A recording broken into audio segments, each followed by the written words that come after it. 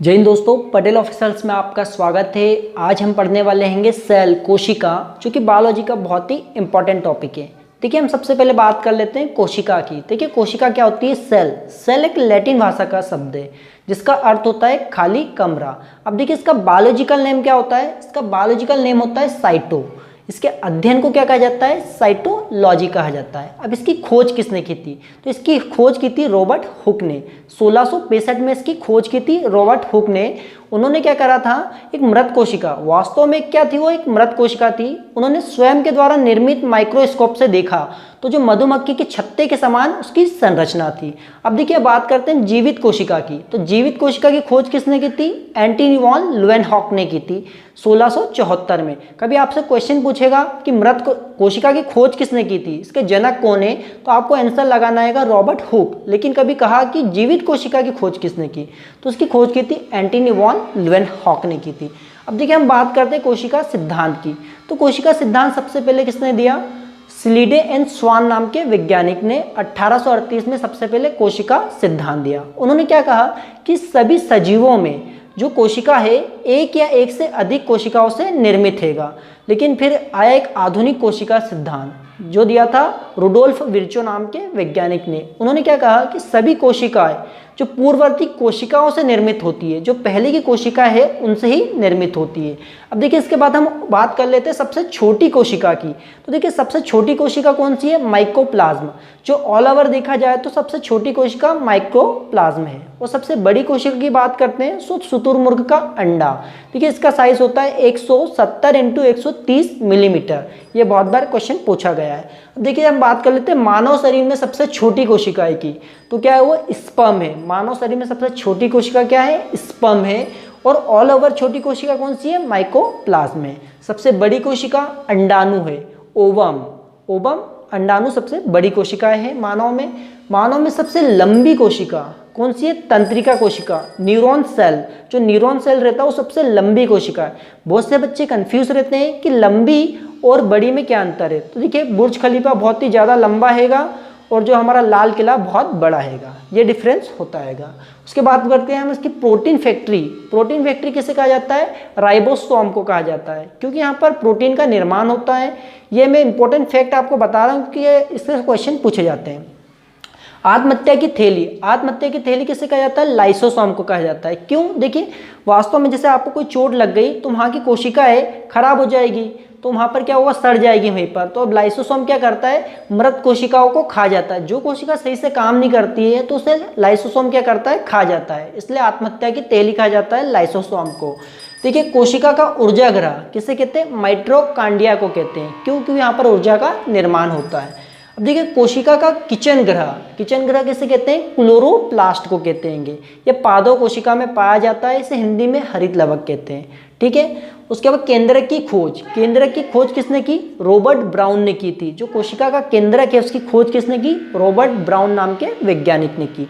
अब देखिए, हम बात कर लेते हैं कोशिका। देखिए, कोशिका की तुलना हम ईंट से कर सकते हैं। देखिए, जब ईंट मिलती है तो एक दीवार बनती है। जब दीवार मिलेगी तो एक कमरा, एक रूम का निर्माण होता है। और जब एक कमरा सिस्टोमेटिक ढंग से मिलेगा तो क्या हमारे घर का निर्माण हो जाएगा। ठीक है। तो इसी प्रकार से कोशिका है, कोशिकाएं मिलेगी तो एक ऊतक बनेगा, और ऊतक को मिलके क्या बनाएंगे? एक अंग बनाएंगे, और सभी अंग मिलकर एक शरीर, एक बॉडी बना देंगे। ठीक है। इसका आप स्क्रीनशॉट लीजिए, फिर आगे हम बताते हैं कोशिका के बारे में। कोशिका के प्रकार के बारे में जान लेते हैं। देखिए, कोशिका दो प्रकार की होती है। एक होती है प्रोकैरियोटिक कोशिका, एक होती है यूकैरियोटिक कोशिका। देखिए, सबसे पहले हम बात करते हैं प्रोकैरियोटिक कोशिकाओं की। तो प्रोकैरियोटिक कोशिकाएं कौन सी होती है? देखिए, जिनका केंद्रक विकसित नहीं होता है, इनका केंद्रक अल्प विकसित होता है और इसके एक कोशिका होती है। देखिए, जितने भी जीवाणु और बैक्टीरिया है वो सभी किस में आ जाएंगे? प्रोकैरियोटिक कोशिकाओं के अंदर आ जाएंगे। देखिए, इसके अंदर हम बात करते हैं जो इसकी कोशिका भित्ति है, वो इसकी कोशिका भित्ति पेप्टिक ग्लाइकॉन की बनी होती है। काय की बनी होती है? पेप्टिक ग्लाइकॉन की। इसके अंदर देखिए, केंद्रक विकसित नहीं होता है और इसके अंदर जीव द्रव्य जो भरा रहता है। देखिए, यहाँ पर आपको डायग्राम में दिख रहा होगा जो केंद्रक, यहाँ पर केंद्रक रहता है और केंद्रक के बाहर से जितना भी एरिया रहता है इसके अंदर जीव द्रव्य भरा रहता है। इसकी खोज किसने की थी? पुरकुंजे नाम के वैज्ञानिक ने की थी। इसके बाद देखिए, हम बात करते हैं यूकैरियोटिक कोशिकाओं की। आपको यहाँ पर दिख रहा होगा यूकैरियोटिक कोशिकाएं। देखिए, इनका केंद्रक विकसित होता है, पूर्ण विकसित होता है केंद्रक, और ये बहुकोशिकीय होते हैं। अब देखिए ये भी दो प्रकार के होते हैं, एक होती है जंतु कोशिकाएं, एक होती है पादप कोशिकाएं। देखिए जंतु कोशिकाएं आपको यहाँ पे एक डायग्राम दिख रहा होगा, इसके अंदर इनका जो केंद्रक के सेंटर में रहता है, इनका केंद्रक सेंटर में रहता है और इसमें जो देखिए यहाँ पर रिक्तिका है, ये रिक्तिकाएं रहती है जो बहुत छोटी छोटी रहती है ये, और इसके अंदर देखेंगे आप यहाँ पर रिक्तिका देखिए बहुत बड़ी रिक्तिका रहती है और इसका केंद्रक है ना जो साइट में रहता है। कहाँ पर रहता है इसका केंद्रक? साइट में रहता है। और इसके अंदर इसके दोनों के अंदर माइटोकॉन्ड्रिया पाया जाता है, लेकिन इसमें देखिए हरित लवक, इसमें हरित लवक पाया जाता है जो क्लोरोप्लास्ट बोलते हैं। ये क्या करता है? प्रकाश संश्लेषण करता है। आपने सुना होगा प्रकाश संश्लेषण, तो ये हरित लवक के कारण होता है, क्लोरोप्लास्ट के कारण। आप जल्दी से इसका स्क्रीनशॉट ले लीजिए, इसके बाद मैं आपको इसके एक एक पार्ट के बारे में बताऊंगा। चलिए कोशिका के कोशिकांग पार्ट्स के बारे में जान लेते हैं। देखिए सबसे पहले हम बात करते हैं केंद्रक की। देखिए केंद्रक की खोज किसने की थी? रॉबर्ट ब्राउन नाम के वैज्ञानिक ने की थी। देखिए इसका मेन कार्य क्या होता है? देखिए केंद्रक का मेन कार्य होता है कोशिका को नियंत्रित करना। जितने भी पार्ट्स है सभी को नियंत्रित कौन करता है? कोशिका करती है। और कोशिका क्या करती है? उसका विभाजन भी करती है और साथ में ये इसके अंदर डीएनए और क्रोमोसोम पाया जाता है। इसके बाद देखिए हम बात कर लेते हैं माइटोकॉन्ड्रिया की। देखिए माइटोकॉन्ड्रिया बहुत ही इंपॉर्टेंट अंग है कोशिका का। देखिए इसकी खोज किसने की थी? रिचर्ड ऑल्टनमेन नाम के वैज्ञानिक ने इसकी खोज की थी। इसका नामकरण माइटोकॉन्ड्रिया है वो रखा था सी सेंडा नाम के वैज्ञानिक ने रखा था। इस कारण इसमें कंफ्यूज आपको नहीं होना है। देखिए अब यहाँ पर क्या होता है, इसे ऊर्जा ग्रह भी कहते हैं, क्योंकि पावर हाउस यहाँ पर ऊर्जा का निर्माण होता है। किस तरीके से होता है मैं आपको डिटेल में श्वसन तंत्र में बताऊंगा, यहाँ आपको सिर्फ बेसिक बता रहा हूँ। देखिए क्या हुआ, यहाँ पर ग्लूकोज रहता है वो जाता है, ग्लाइकोलिसिस प्रोसेस होती है जिसके द्वारा सबसे पहले वो पार्विक अम्ल में बदलता है। पार्विक अम्ल में बनता है, क्रेब्स चक्र के द्वारा दहन होता है जो कि। अब देखिए यहाँ पर क्या हुआ, देखिए ग्लूकोज था, इसका कह रहा ये फार्मूला है, ग्लूकोज ने ऑक्सीजन के साथ क्रिया करी और वहाँ पर क्या हुआ, 6 जल बनेंगे और साथ में कार्बन डाइऑक्साइड गैस निकलती है और साथ में 38 एटीपी की ऊर्जा प्राप्त होती है। देखिए यहाँ पर अब एटीपी का फुल फॉर्म बहुत बार एग्जाम में पूछा गया है। एटीपी का फुल फॉर्म क्या होता है?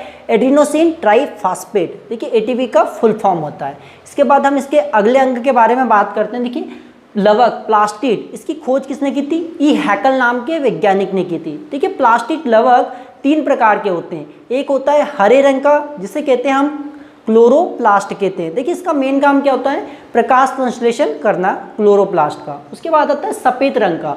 जो सफ़ेद रंग का होता है इसका नाम होता है, वैज्ञानिक नाम जो इसका बायोलॉजिकल नेम है, ल्यूकोसाइड। जितनी भी चीज़ें वैज्ञानिक भाषा में बायोलॉजी में कही जाए सफ़ेद आ जाए तो वहाँ पर ल्यूकोसाइड कहते हैं उसे, साइड ल्यूकियो आ जाता है उसके अंदर, जिसका काम होता है भोजन का निर्माण करना।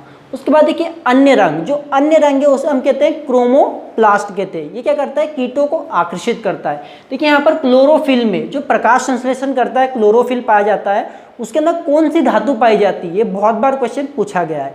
तो जो मैग्नीशियम धातु है, मैग्नीशियम धातु पाई जाती है क्लोरोफिल के अंदर। उसके बाद देखिए हम बात करते हैं राइबोसोम के बारे में। ठीक है, राइबोसोम की खोज किसने की थी? जॉर्ज पेल्डे नाम के वैज्ञानिक ने की थी। किसने की थी? जॉर्ज पेल्डे ने। अब देखिए ये 2 प्रकार के होते हैं, एक होता है 17S और एक होता है 80S। देखिए 17S किस में पाया जाता है? 17S प्रोकैरियोटिक कोशिकाओं में पाया जाता है और जो 80S होता है वो यूकैरियोटिक कोशिकाओं में, विकसित कोशिका में पाया जाता है। अब देखिए इसका मेन काम क्या होता है? प्रोटीन का निर्माण करना। इस कारण इसे क्या कहा जाता है? प्रोटीन फैक्ट्री भी कहा जाता है। और देखिए ये छोटी, सबसे छोटी कोशिकांग है, जो पार्ट्स देखा जाएगा ना कोशिका का, उसमें सबसे छोटा कौन है? राइबोसोम। देखिए जो माइटोकॉन्ड्रिया है और जो लवक है प्लास्टिड, इनका स्वयं का डीएनए और राइबोसोम होता है। तो बहुत बार एक क्वेश्चन पूछा गया है कि ऐसे कोशिकांग जिसमें माइटोकॉन्ड्रिया और स्वयं का डीएनए होता है, तो माइटोकॉन्ड्रिया में और लवक के अंदर होता है। इसके बाद इसका आप स्क्रीनशॉट लीजिए, इसके बाद मैं आगे के आपको पार्ट्स के बारे में बताता हूँ। आइए अब हम आगे के अंगों के बारे में जान लेते हैं। देखिए सबसे पहले हम अब बात करते हैं लाइसोजाइम की। लाइसोजाइम की खोज किसने की थी? डी ड्यू नाम के वैज्ञानिक ने की थी। देखिए लाइसोजाइम का मुख्यतः कार्य क्या होता है? देखिए जैसे ये आपको यहाँ पर चोट लग गई है तो यहाँ की जो कोशिका है वो मृत हो जाएगी, कोशिका सही से कार्य नहीं करेगी।